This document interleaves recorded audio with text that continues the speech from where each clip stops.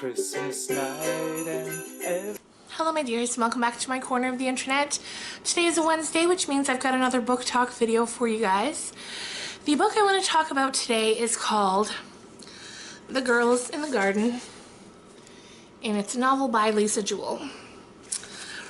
Now, I picked this up about a week ago because honestly I just needed something to read. I didn't want to do a video about older books. I just wanted to kind of relax, read something new, and then talk about it. And lately I've been reading a lot of books that were very heavy, and I was like, I don't want that this week. I want something nice and light. And look at this lovely cover. I was like, this is nice. Nope, this is super intense. So let's talk about it. The book is about two sisters named Pip and Grace and their mom Claire. So what happens, the very beginning of the book, it opens on Pip, who is 12, tending to her mother, and then once she gets her mother situated in bed, she runs outside to try to find her sister, who had been outside for her 13th birthday party. The whole neighborhood had been out, and Pip came home with her mom, and now she needed to find Grace. And she finds her, and she is unconscious in the grass. Her top has been pulled up, her shorts have been pulled down, and she's just there, and she's unconscious. So that's the opener. Then the next section is called Before. So we learn a bit about the history of the girls. So the girls and their mother have recently moved to this really picturesque neighborhood. It's in central London. It has a ton of kind of small, old Victorian apartment buildings and kind of condos, and it's just like this little neighborhood in its own. And then in the center of all these old gorgeous buildings is a park, and it's kind of like a communal area where the whole neighborhood gets together. The kids kind of have free reign. They can run around all day and all night, in and out of each other's houses and whatnot. So this seems like a really great place to raise a family. So the mom, Claire, she moves her and her daughters there. Meanwhile, we learn a bit more of a backstory about why they're moving in the first place, and it's because the girl's dad, Chris, had a mental breakdown. He had been a documentary filmmaker, and for his whole life he'd had episodes of mental illness, but then one day he just snapped and he burned their house down because he thought that there were invaders in it, and he burnt the house down not knowing whether or not the girls were inside. So needless to say, that scared the shit out of Claire, and she did not want to visit him. She was scared. The older girl, Grace, she was also scared. The younger girl, Pip, she adored her father, and so she's been missing him a lot. So that's kind of where we are. They're broken right now. They're upset and they're dealing with stuff. So they moved to this place, and it seems like a great place. And, you know, it is. There's a lot of really nice families we get to know. There's a family who have 3 young girls around the sister's age, and they become very close with them. One thing we start to learn about this neighborhood is a lot of people have lived there their entire lives. Like maybe they grew up there with their parents, and now them as 30, 40, and 50-year-olds, they're still living there because they just love it. So there's a lot of history between a lot of the tenants of this, I don't even know what you'd call it, like courtyard sort of area.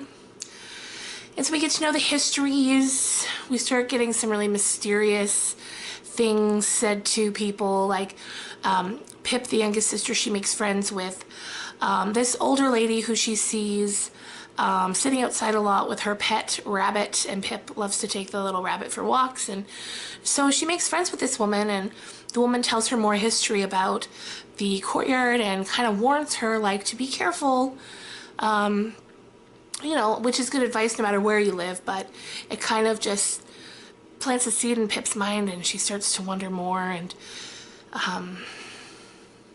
Yeah, it's just really interesting. And the courtyard itself kind of becomes a character all on its own because so much of the story takes place in it. So then we get caught back up to the day of the party when Claire gets attacked. And so the police take her and she's in a coma. And, you know, they're questioning everyone to try and figure out what in God's name happened to this poor girl. And yeah, it becomes kind of a mystery. And throughout the book, you're like, I know who it was. And then you're like, okay, no, it wasn't that guy. And you're like, oh, I know who it was. And I was hoping, because I love being fooled. I don't like it when I get to the end of the story and I was like, I knew it. That's no fun. That's no fun. I like getting to the end of the story and being like, oh my God, I didn't even think of that person. And I will say yes, this book gave me that to a degree. I mean, there's only so many of them. So at some point throughout the story, you're suspicious of every single one of these people. And of course, it is one of those people. It's just a matter of finding out who. But the person I had mainly suspected turned out to not be the attacker, so that was great. And yeah, it kind of ends a little open-ended, which I liked. I like that. I like when there's a little something left, and it's not just case closed. So yeah, I would definitely recommend this if you are looking for, you know, a little bit of a mystery. It's not too intense, I will say that. You know, it's not going to leave you too disturbed or upset. Because a lot of the things that are explained in it's not exactly what we thought, you know, so it's not too much. But it's definitely a mystery. It's a quick read. I read it in a couple of days. And it's good. It's good. Lisa Jewell. I've read some of her other books, so I should have known. I should have known what I was getting into. I don't know. And I should have, I mean, when I was picking it up, I kind of skimmed the back cover, but I still didn't put two and two together that this was not going to be like some sort of a light and airy chick lit kind of book, which I hate that phrase, but you know, I should have known it wasn't going to be that. But that's okay because that's not really my thing either. But yeah, definitely check this out. I found this at Walmart, so if you have a Walmart near you, you might be able to find it there too. Another thing that I found at Walmart the day I was looking for this, I was shocked as all get out to find because this author is not one that's typically stocked at Walmart. And that is Neil Gaiman. Excuse me, Neil Gaiman and his book, The Annecy Boys. This is one of the books of his that I lost track of my copy of, and I just never got around to picking it up because I just didn't. And I saw it at Walmart and I was like, what? Neil Gaiman's at Walmart? That's crazy. And I think that next week I'm finally going to tackle it. I've been putting it off and putting it off and putting it off because it's a large undertaking in my mind. There's so much to say, but next week is going to be my video on Neil Gaiman in general. When I saw this at the store, I was like, okay, it's time. And I can't wait to talk to you guys about him. So it'll either be part 1 of 2 or maybe it'll all fit into one part. I'm not sure yet how that's gonna go, but we will see, and I can't wait to talk about him. So yeah, what are you guys reading right now? You have anything fun on the go that you're currently reading or something you've read recently that you really liked? I'd love to hear about it. I'm always looking for new things to pick up and read. I just love it. That transportation into worlds unknown. So special. Anyway, I think that's going to do it for me for tonight. I've got a really, really exciting video coming up for you guys on Friday. Friday morning. It's going to be up.